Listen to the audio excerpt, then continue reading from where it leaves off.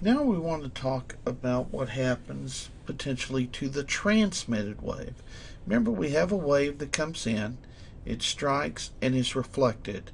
We'll call this angle, in this case, theta incident. We're going to call it theta 1. I'll show you why in a minute. And this one is theta 2. This is our reflected wave. When a wave strikes an interface, in most cases, not all of it will be reflected. Some of it will be transmitted into the second medium. However, the wave will not continue in its original direction in most cases. If the wave has a different speed in one medium than the other, then the wave will get bent. This bending of a wave, because it's going from one medium to another medium of different speed, is known as refraction. Refract meaning to bend. Okay? So the wave will be bent. This creates some interesting optical illusions. For instance, you may have seen a pencil stuck or a straw into water that appears underneath the water and above the water to have been bent. This is because of the bending of the light coming to your eyes. Now what happens is this. Think of this light coming down here as these little army men or such on these wavefronts. So here they are on the wavefront, coming like this. And these guys right here hit this interface. And let's assume that up here the speed is v1 and here the speed is v2 for the wave. And let's assume for the moment, for instance, that in medium 2 the wave can move much faster.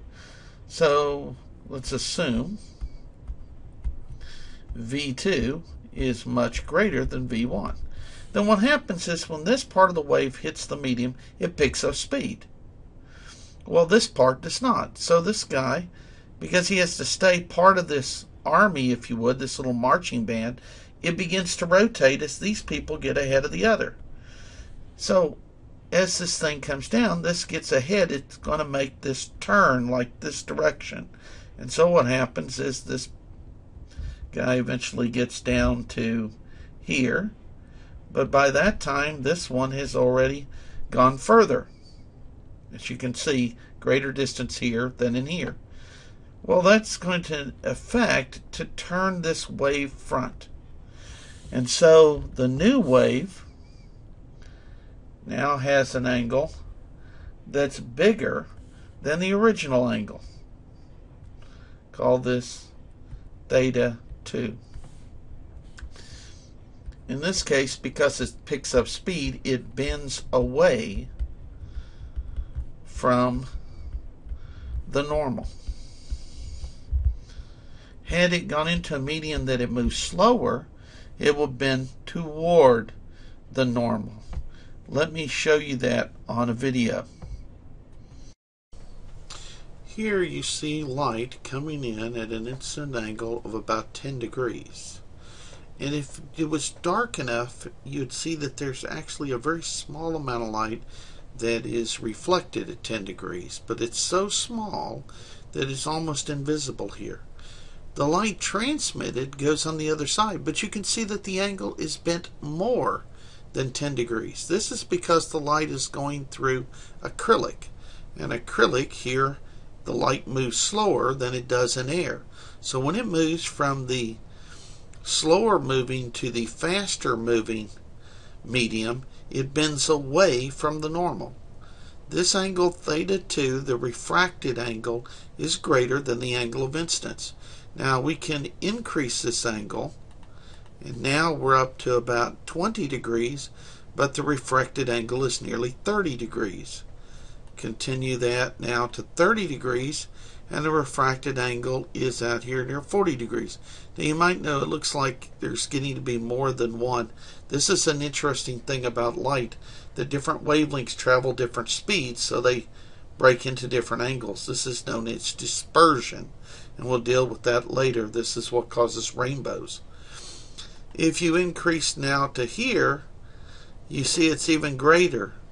And so now we've got 10, 20, 30, 40 degrees here, but around 75 or so degrees on the other side. And you can see this dispersion and starting to see more colors. You can also see that more of the light is now getting reflected here at about 40 degrees in the other direction. It's just starting to show up. In the video you just saw, had we gone from air into acrylic, that is from the faster medium into the slower medium, in that case, then the wave would not have been away from the normal. This angle of refraction would have been less than the angle of incidence. It would have been toward the normal. So when going into a faster moving medium, the wave will bend away from the normal. When going into a slower medium, it will bend closer to the normal. This is true for all waves, not just for light. Now, I want to talk about getting a quantitative thing, and in English-speaking countries, this is usually called Snell's law of refraction. It turns out that René Descartes also got this law, but not from a wave view of light, but from a particle view of light. And in French-speaking countries, this is sometimes called the law of Descartes.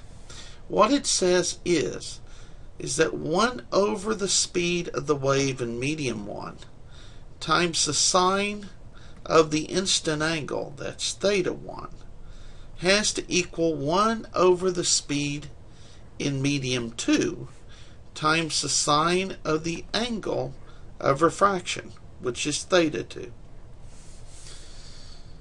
Now, in light, it turns out because these speeds, these v's are so large, we tend to multiply both sides by c, the speed of light in a vacuum. And when we do that, this becomes what's known as the index of refraction. And that would be for medium 1 and for medium 2. It's just so as to make those numbers small rather than the 300 million meters per second that light has.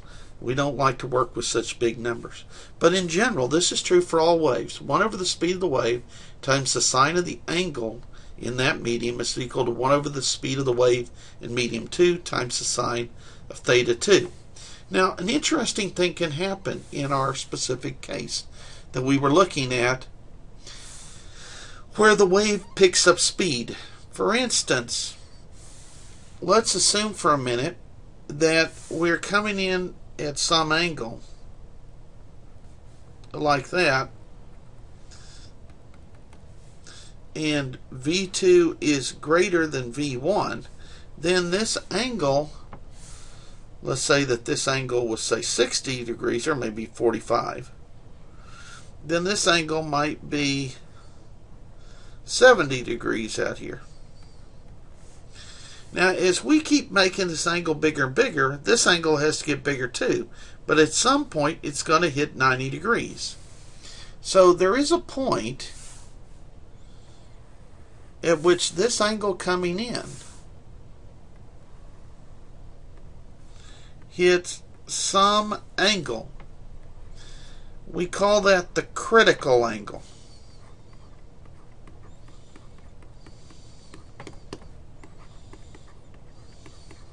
And when that hits that critical angle, this ray is now at 90 degrees.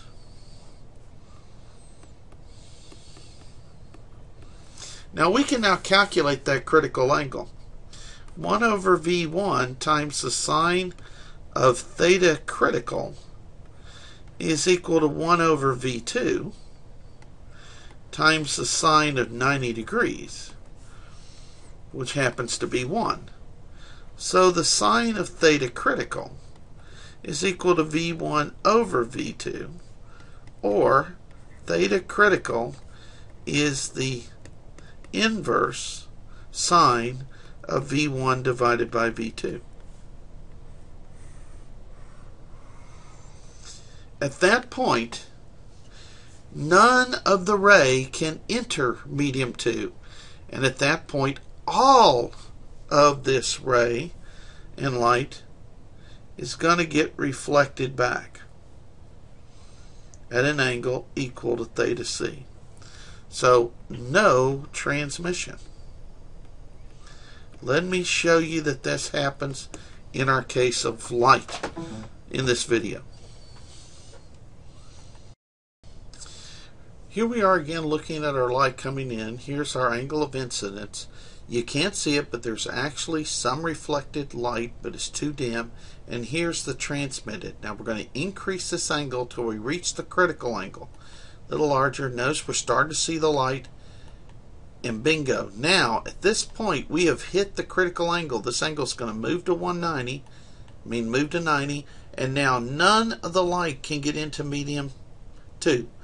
Look how much more energy and how much brighter, if you would, the light is now at the reflected, which is exactly equal to the angle of incidence.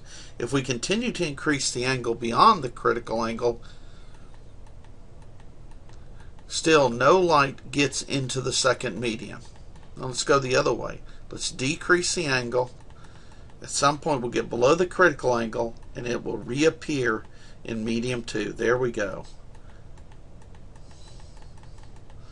Cool, right? As you saw in the video, when we exceed the critical angle, the light is totally reflected. This is called total internal reflection.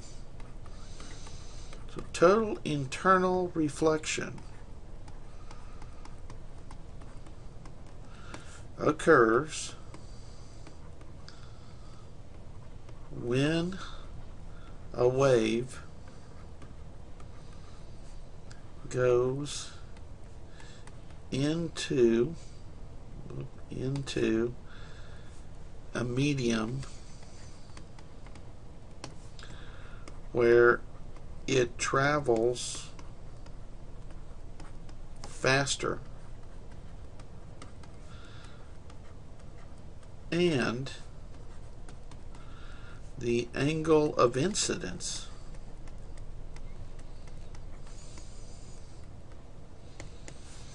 exceeds the critical angle. Now you may not think that this is much practical purpose, this bouncing light around in a small little container, but in fact it has tremendous applications. By using glass and shining light at an angle like we did here, we can bounce the light around and guide it. So for instance, you could have a surface like this, and we can send the light at an oblique angle and bounce it and make it follow the path of the glass wherever we want. This is what's done in optical fiber communication, where we put this glass in and use it to shoot light to carry signals from the internet in your telephone. It's also what we can do to stick this down into the human being and use as a light pipe to look inside the human body, or by putting a more powerful laser to use it to do surgery. That way not having to cut the person open. So this has tremendous applications in everyday life, in medical and telecommunications, engineering, and so forth. This idea of internal reflection in waves also has significant importance in the laws of physics and dealing with quantum mechanics and other really neat things that we get to